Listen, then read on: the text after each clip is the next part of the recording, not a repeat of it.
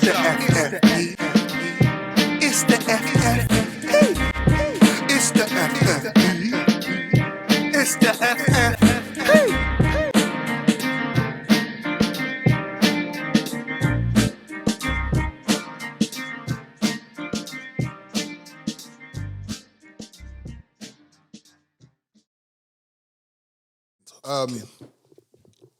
This conversation I want to have with you guys is kind of based on conversation. It's based on words. It's based on the art of language. Right. And I've had conversations on Clubhouse about this and with a few other people in the past. And I just wanted to kind of raise it here to see where we could go with it. Right, okay. The conversation is about being well-spoken. And if you know me long enough, I like to use words, not just because I don't like to just use big words for the sake of it. I just feel like because I've been a writer, my English was perfect and I got good grades in English actually. Wow, that's jeez. Yeah, so it was like one of my, own horn. Yeah, it was one of my strengths. Okay. But it was like, perfect. you know, we use a lot of slang too amongst our peers. But abbreviations. Acronyms. And I like it. Like, I enjoy being so relaxed amongst my people and my friends that I don't have to speak properly all of the time. But my question is to you guys is being well-spoken something that is frowned upon, fake, or deemed as white or overly educated and something that black people kind of look at as you're not cool, so to speak? Yeah, but when has being overly educated not been cool? Since hip hop started doing this fuckery. Right, but then you have to question yourself, why would an overly educated person give two damns what someone lesser than them on the educate? Like you just have, overly educated, I'm assuming, because we don't have the, I don't know if there's an actual terminology for it or description, but I just assume when they say overly educated, it's someone who's like, was just book smart times 10. Like, they just never, like, they just always, there's always reading. Yeah. They try to do every subject under the sun. They've got multiple grades or pretty much what you call what's the other things they get when you go uni and stuff. Diplomas. No, that's masters and stuff like that. Like just someone who, say the average person has a master or some college in English. They've got like 3 of those. Yeah. And they done college and then they done university. Pretty much a Pakistani or an Indian person. Or Nigerian. Or Chinese. As well. So which is this is why this conversation is important, because we've named people outside of our own race. Yeah. And I feel like who are not frowned upon. For speaking properly. But why? But let's see if we can speak properly for this segment. Yeah, let's try. So quote unquote speak properly. Yeah. At the end of the day, like the way we speak the way we speak due to the environment that we've grew up in. For sure.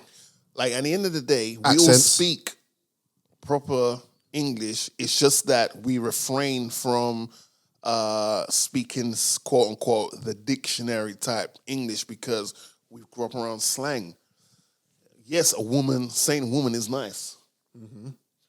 Saying she's a pretty woman is nice. Mm-hmm. But a buff ting rings off way better than a pretty woman. Yes. And I think a woman in our demographic, in our community, if I say you're the word is woman, demographic. She would be like, she might look at you a little bit funny, like, raw, you're calling me a pretty woman. But if I say, yo, you're a buff ting, she'd be like, all right, he rates me.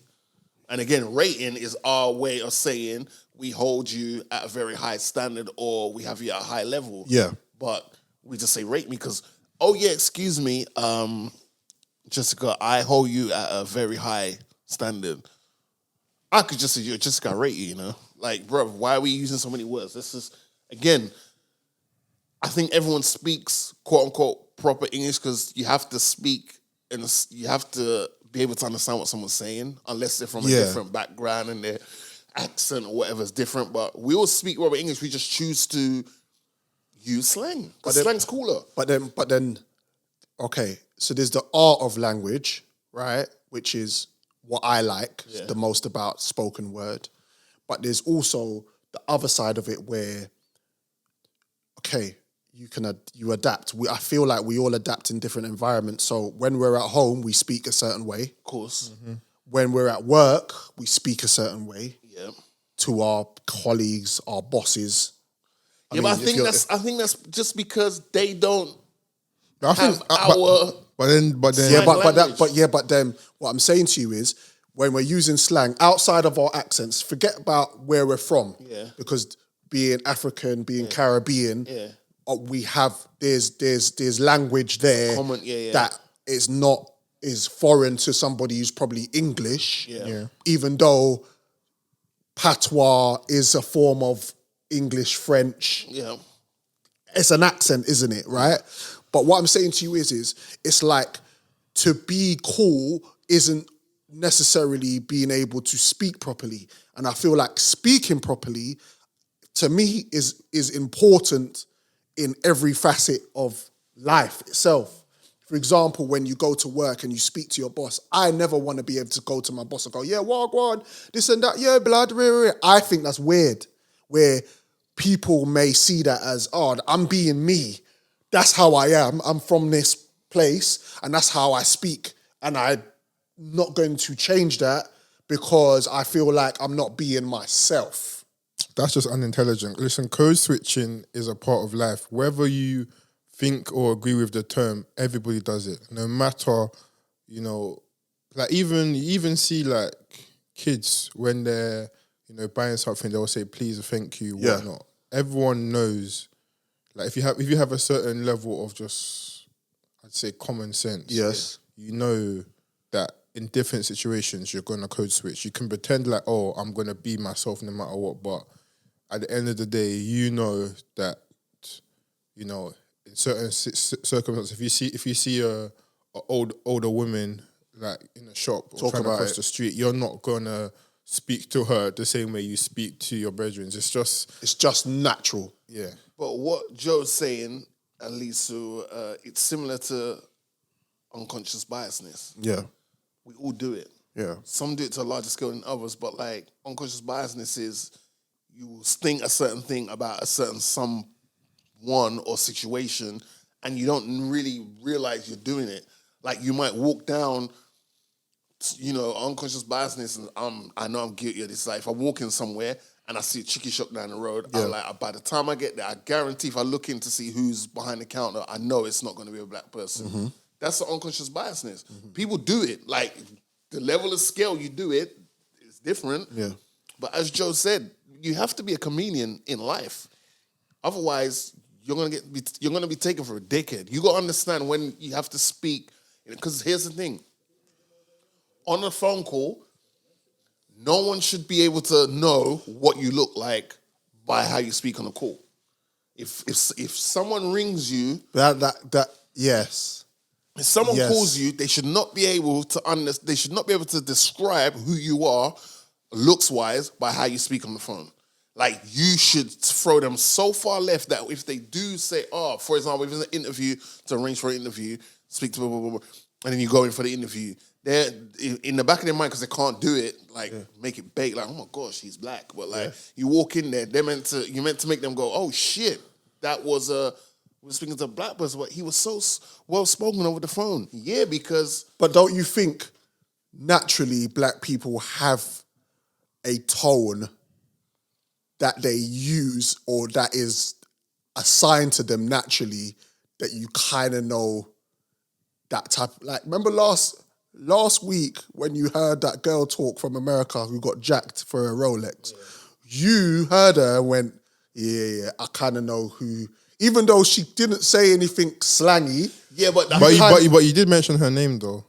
Yes, that's true. But also that's true. Also, she was in a comfortable environment of her own home. She was talking her truth, and there was no you know, there was nothing attached to it like of importance. Yeah. Obviously, it's for finding a Rolex. You know what I mean? Yeah. But like, if someone calls you, they're not meant to be able to tell you. They're not being able to describe how you look by how you sound.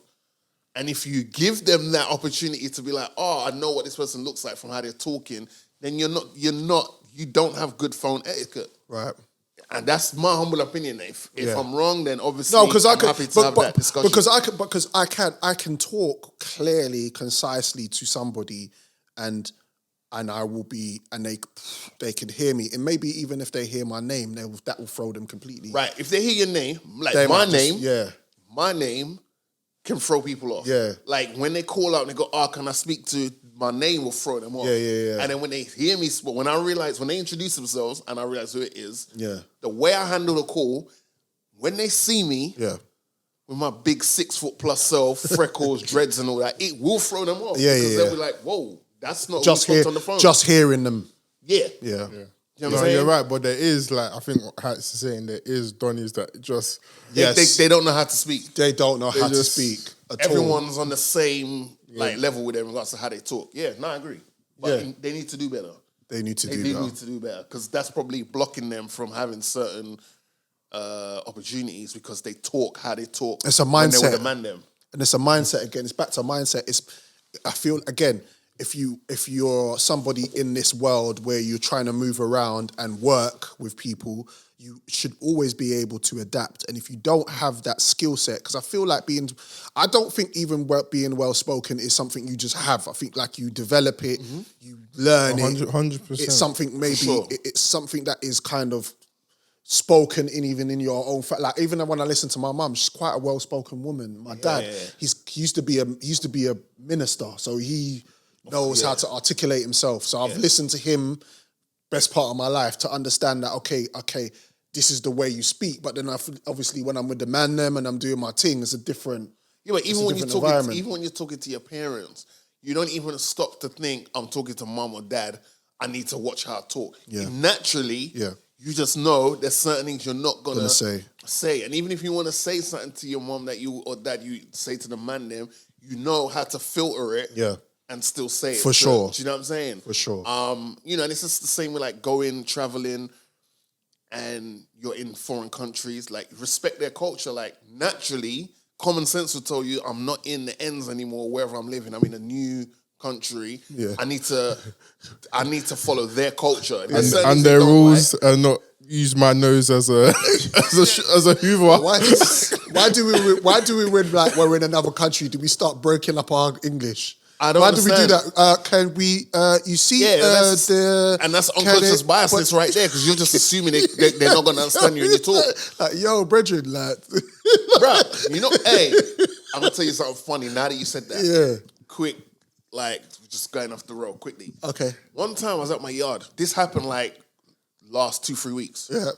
Definitely 2023. One time I was at my yard. I was in my robe, boxers, shirt, like little vesting. Just jerk one off. Nah, not at all. No. I was being comfortable. Calm. I was. That's what I call my bachelor uniform. Yeah, no, Batman's got his. I respect it. That's my bachelor uniform. I had my socks on, slides. I was comfy. Yeah. Ring, ring, ring. I'm like, right, okay. Let me break this down before I answer the door. I haven't ordered anything. Right. I'm not expecting any delivery from like ASOS or Nike or whatever. Look at me put my business out. But anyway, and I know no one's coming around to see if I need no sex dolls at the come in that day. I more like to put it under the category of shampooing my locks. No one else coming around to shampoo my locks. Calm. All right. So I thought, who is this? I go downstairs, open the door. This small. And you ain't got a peephole. No, I did, but this is the thing.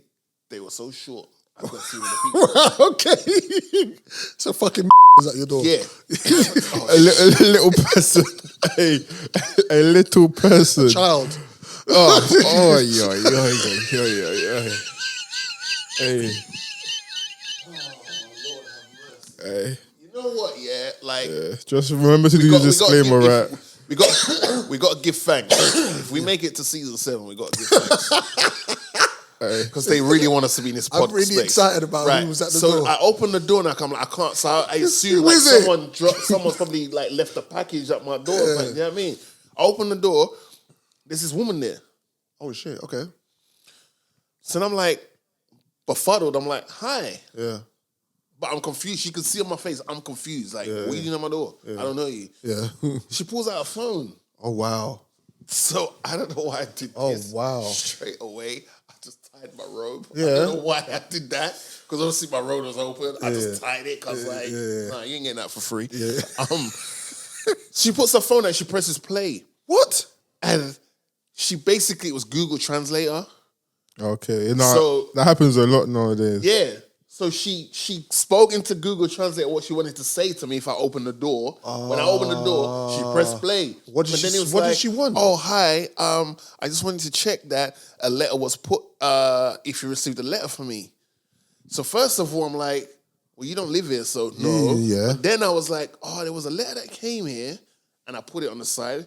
I was like, I was going to put it back in the letterbox so they can like do what they got to do with it. I was like, oh, is this you? And she goes, yes. She nodded her head. Yes. Where was she from? Across the road. Okay. But I was like, I don't know you. No, because I had to. No, because you know what it was? Because I pretended like I was closing the door. And then I was like looking like, where did this person come from? I just saw them walk across the road, put their key in the door and disappear. And I was like, bro. So you're not even telling me why your letter was addressed to my house? Yeah, Nothing. that's what I'm saying. Hey, Drizzy, stop being media trained, man. Stop that. That's this guy here. I'm trying to keep the balance.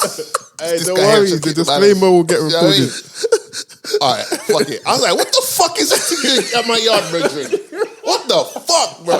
Now you gonna turn up to my yard, have your shit delivered to my house, and then just be like, okay, and nod your head and kept go. it moving. Like, yo. That's crazy. What the fuck? Yo, what? I'm just thinking she came to the door and she pressed the button and said, "Would you like your willy sucked?" And translated that. Could you imagine that? Hear that thing go, would you like your will suck? Or, bro. You're just standing there. And I'd be like, nah, you know what? Yeah, whatever feelings I had, that's gone. I don't know AI thing translating to me like a good time. Nah, man. all right, did you hear this? Listen to this. Jiggy body. You look up, understand. You're in the dark with the sharks, it's a bloodbath. We got the mics, it's a fight, had a tough start. Now got the stripes, it's in sight, it's all love car. Morgan Heights, it's food for the mind. A feast for the palate.